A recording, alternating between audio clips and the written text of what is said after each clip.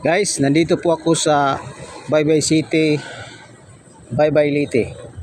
Nakita niyo po yung barangko na yan, galing po yan sa sa Cebu. So, yung laman po niyan mga na yan, yung barangko, mayroon po yung mga pusiri at iba pa mga kailangan o pasayruan.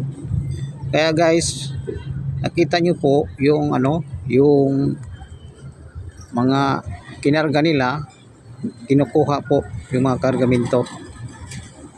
So, ang biyahe po niyan, gabi, hapon ng alis dito, tapos